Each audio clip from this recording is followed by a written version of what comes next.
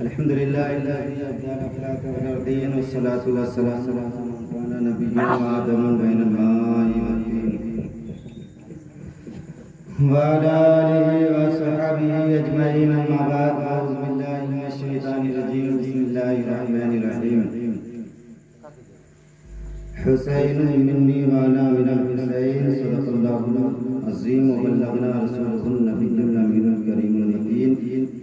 ونحن على ذلك من الشاهدين والشاكرين والحمد لله رب العالمين. آمين.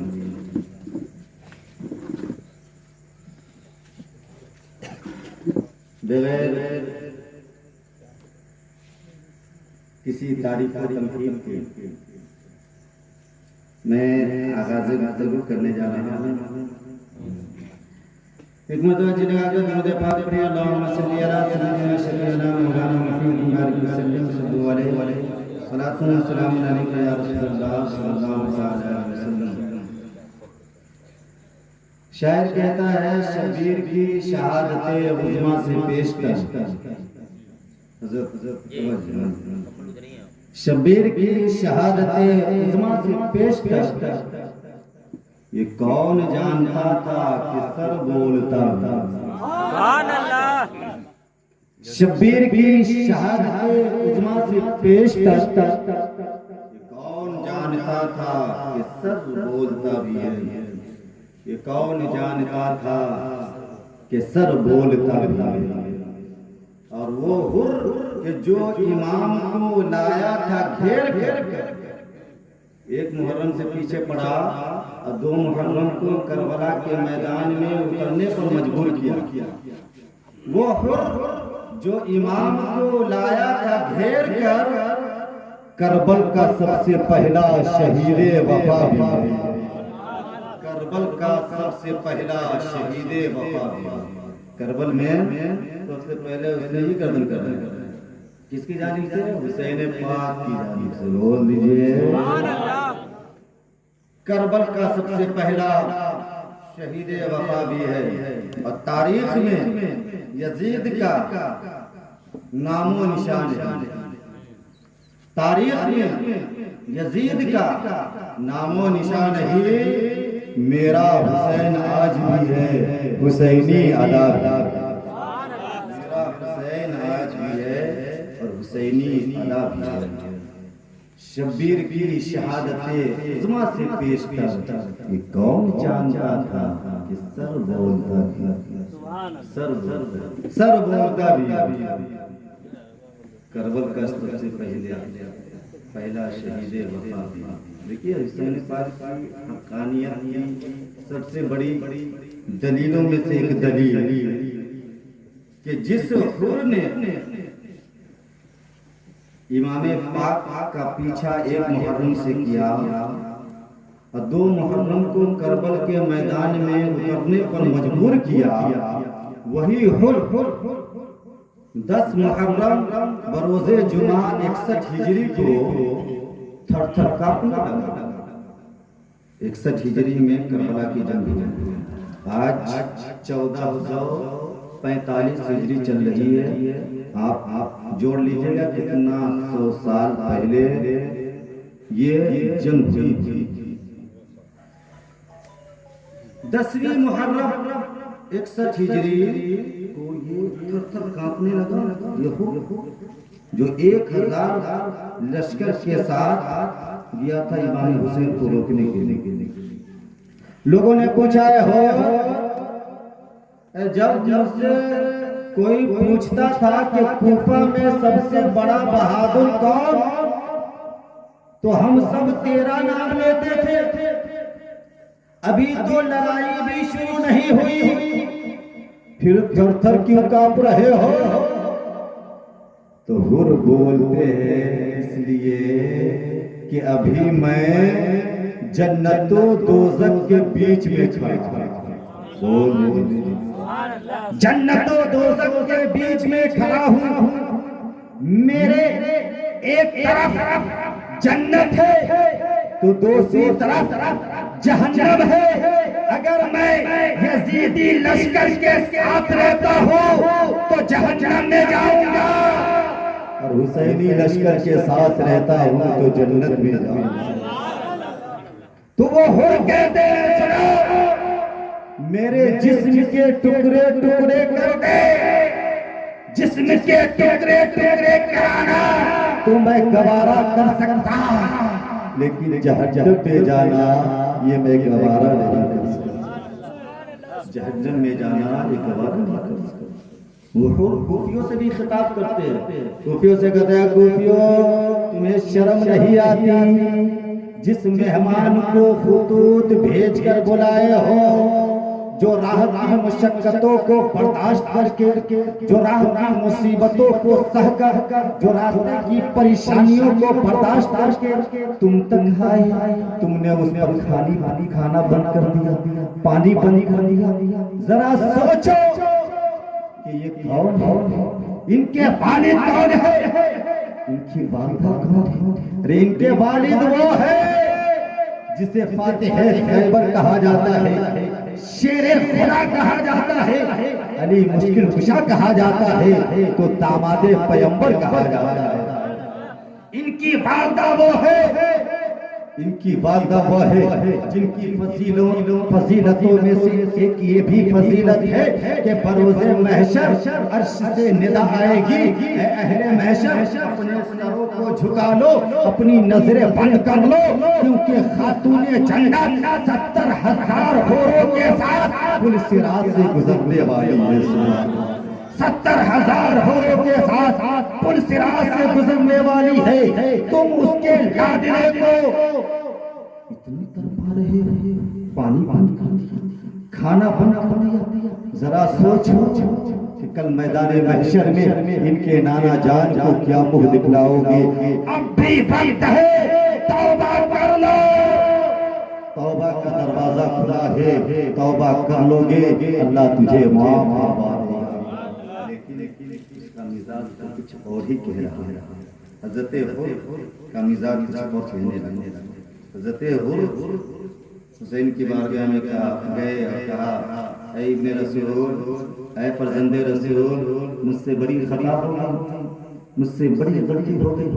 مجھے معلوم نہیں تھا کہ یہ لوگ آپ کے ساتھ ایسا کریں گے, ایسا سلوک کریں گے, ورنہ میں آپ کو کبھی بھی کربلا کے میدان میں اترنے پر مجبور نہیں کرتا. اے حسین, اے فرزند رسول, مجھ سے بڑی خطا ہو گئی, میری غلطی کو معاف فرما دیجیے.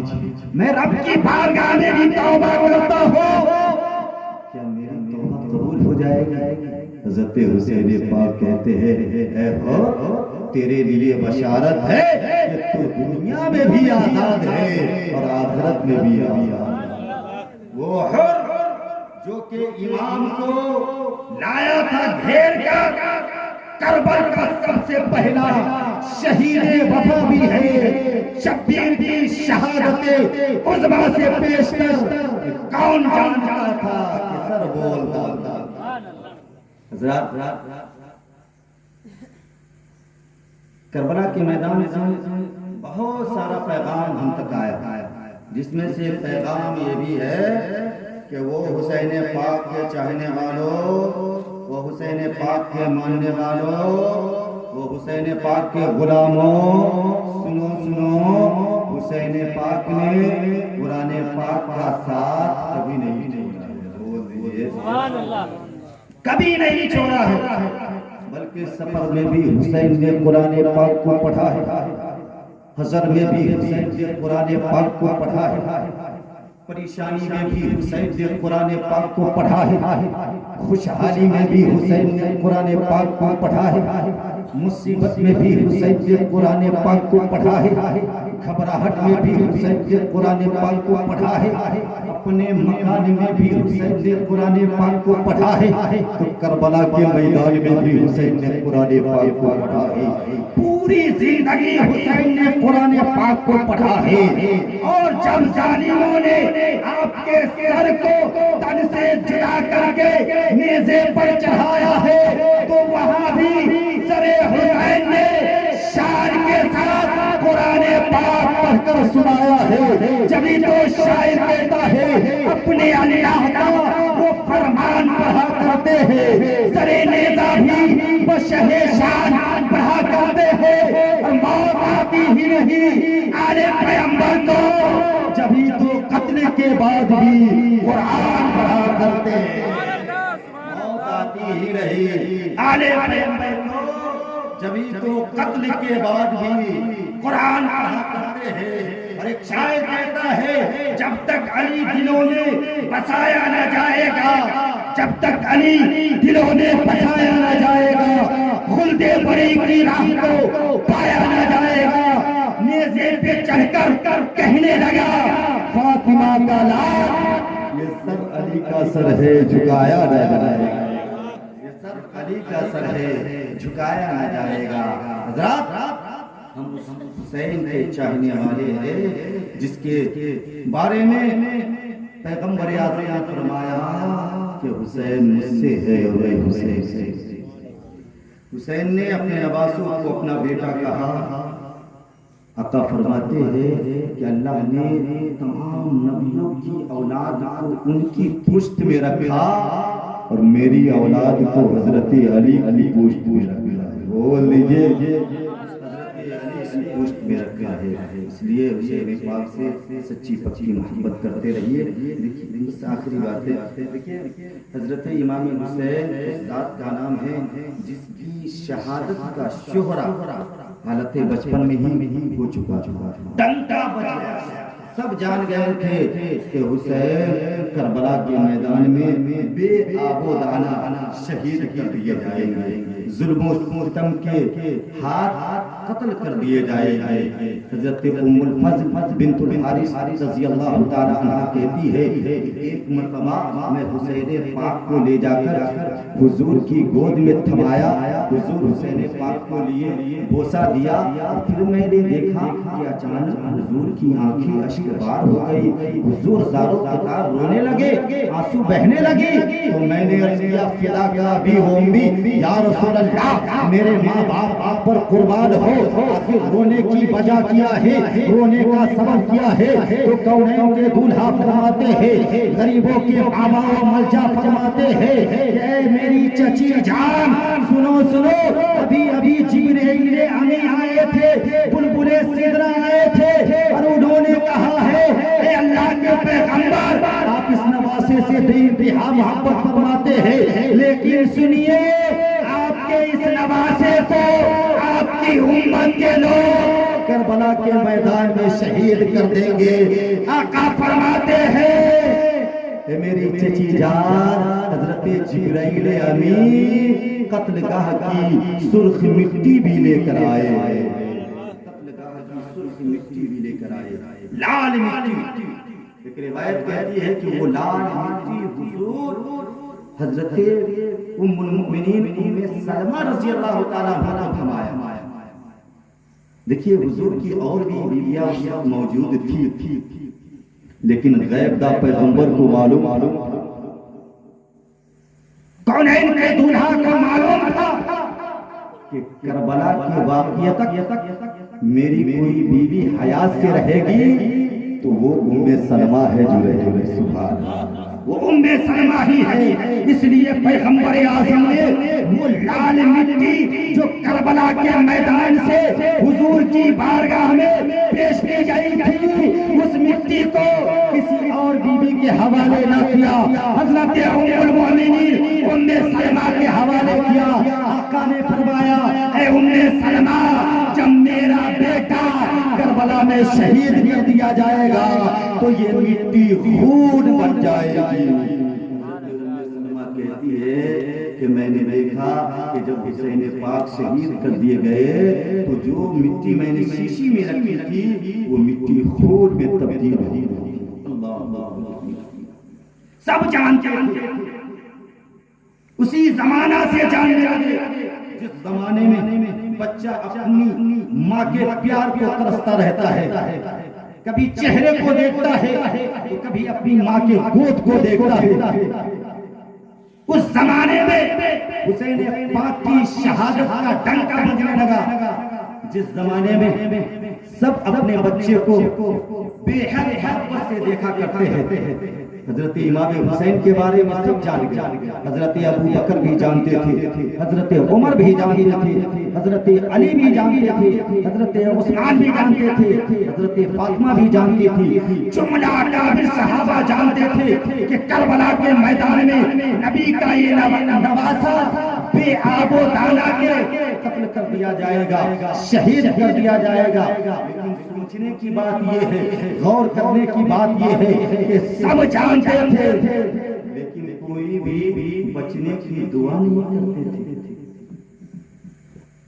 شہید ہونے سے بچنے کی دعا نہیں کرتے تھے۔ سب جانتے تھے کہ شہید کیا جائے گا، حضور بھی جانتے تھے، جبھی تو حضور کی آنکھیں اشکبار ہو جایا کرتی تھی، بار بار حضور کی آنکھیں اشکبار ہو جایا کرتی تھی، بار بار حضور کو بتایا گیا کہ آپ کا یہ نواسہ کربلا کے میدان میں شہید کر دیا جائے گا، لیکن حضور بھی کبھی اپنے نواسے کو اس مصیبت سے بچنے کی اس مصیبت سے بچنے کی دعا نہیں کی۔ اپنے نواسے کو حضور چاہتے تو دعا کرتے بچا لیتے، لیکن حضور نے نواسے کو بچانے کی دعا رب کی بارگاہ میں کبھی بھی نہیں کیا، نہ کابر صحابہ نے کری، نہ خود حضرت حسین کے ماں باپ حضرت علی حضرت فاطمہ نے کہا بابا جان بچا لیجیے، آپ کا نواسہ ہے، آپ دعا کر دیجیے گا، اللہ آپ کی دعا کو کبھی نہیں ٹالتا۔ آپ کی ذات وہ عظیم ذات ہے جس کے بارے میں رب قدیر فرماتا ہے وَلَسَوْفَ يُعْطِيكَ رَبُّكَ فَتَرْضَىٰ، قریب ہے محبوب، اتنا ہم آپ کو عطا کریں گے، اتنا دیں گے کہ آپ راضی ہو جائیں گے۔ آپ تو وہ ہے جن کی حکومت شجر و حجر پر ہے، جن کی حکومت چاند کی چاندنی پر، سورج کی روشنی پر، ستارے کی جگمگاہٹ پر، کلیوں کی تبسم پر، بلبل کے ترنم پر۔ آپ دعا فرما دیں آپ کے نواسے پر جو مصیبت آنے والی ہے وہ ختم ہو جائے۔ نہ کبھی حضرت فاطمہ نے کہا، نہ کبھی حضرت علی نے کہا، نہ کبھی حضرت ابو بکر نے کہا، نہ کبھی حضرت عمر نے کہا، نہ کبھی حضرت عثمان نے کہا، نہ کبھی حضور دعا کیے اپنے نواسے کو بچانے کے لیے، کبھی حضور دعا نہیں کی۔ کیا علماء کہتے ہیں اس میں حکمت یہ تھی کہ اگر حضور اپنے نواسے کو راہ خدا میں شہید ہونے سے بچا لیتے تو دنیا کا کوئی بھی مائی کا لال راہ خدا میں اپنی گردن کٹانے کو تیار نہیں۔ اگر حضور بچا لیتے نواسے کو تو کوئی بھی مائی کا لال اپنی گردن کٹانے کو راہ خدا میں قربان نہ ہوتا۔ سب جانتے تھے لیکن بچانے کی فکر کوئی نہیں کرتے تھے، کیونکہ سب یہی چاہتے تھے کہ کرب و بلا کے میدان میں حسین پاک سے صبر و رضا کا جو امتحان ہونے والا ہے اس میں حسین پاک کامیابی و کامرانی کے ساتھ ثابت قدم رہے، تاکہ آنے والی دنیا کے لیے، رہتی دنیا کے لیے ایک مثال بن جائے کہ حسین پاک نے اپنی جان قربان کر کے مذہب اسلام کو بچایا ہے، شریعت مصطفیٰ کو بچایا ہے۔ جبھی تو امام حسین نے کرب و بلا کے میدان میں صبر و رضا کے امتحان میں کامیابی کا ایسا پرچم لہرایا ہے، ایسا پرچم لہرایا ہے جس کا چرچا کل بھی ہو رہا تھا، آج بھی ہو رہا ہے، اور انشاءاللہ صبح قیامت تک ہوتا رہے گا، انشاءاللہ صبح قیامت تک ہوتا رہے گا۔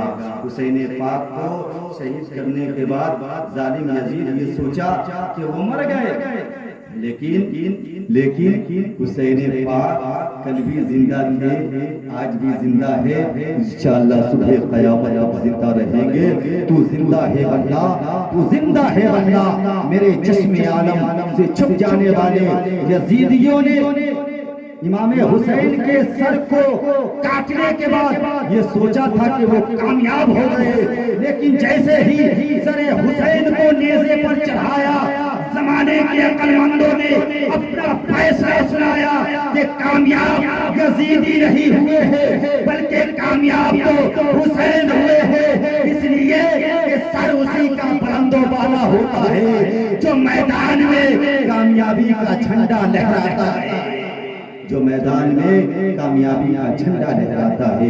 حسین پاک سے سچی پکی محبت کرتے رہیے، اسی میں ہم سب کی کامیابی ہے۔